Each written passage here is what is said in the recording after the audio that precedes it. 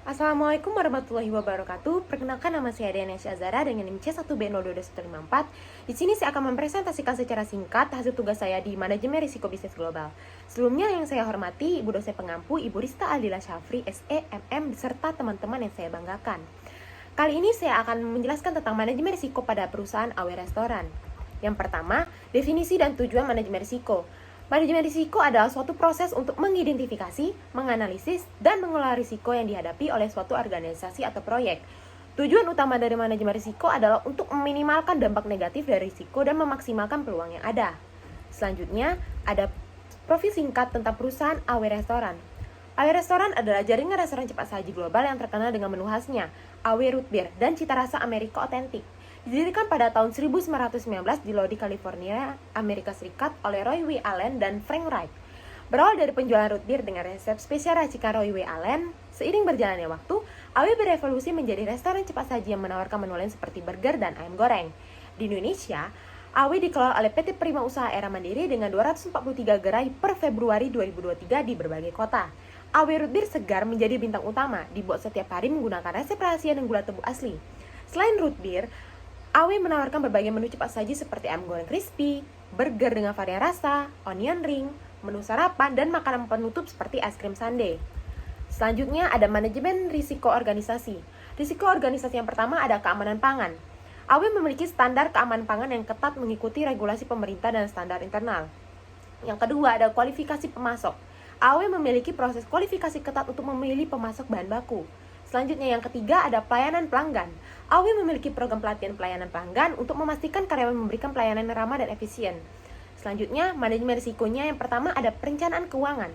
AW memiliki tim keuangan yang berpengalaman untuk membuat perkiraan keuangan, mengelola anggaran, dan memantau arus kas. Yang kedua ada manajemen sumber daya manusia. AW memiliki program perekrutan dan pelatihan yang baik untuk memastikan ketersediaan karyawan yang terampil dan kompeten. Selanjutnya ada manajemen risiko pemasaran. Risiko pemasaran yang pertama ada strategi. Risiko ini terkait dengan kesalahan dalam pengembangan dan implementasi strategi pemasaran. Lalu yang kedua ada risiko eksternal. Risiko ini terkait dengan faktor-faktor di luar kendali AW seperti perubahan ekonomi, politik, atau sosial. Selanjutnya yang ketiga ada risiko operasional. Risiko ini terkait dengan kesalahan dalam pelaksanaan kegiatan pemasaran. Lalu selanjutnya ada manajemen risiko. Yang pertama ada analisis risiko. AW secara teratur melakukan analisis risiko untuk mengidentifikasi dan menilai risiko pemasarannya. Lalu yang kedua ada perencanaan kontingensi. AW mengembangkan rencana kontingensi untuk mengatasi risiko yang mungkin terjadi. Selanjutnya yang terakhir ada diversifikasi. AW mendiversifikasi kegiatan pemasarannya untuk mengurangi dampak dari satu risiko. Selanjutnya ada jenis risiko investasi. Yang pertama risiko bisnis.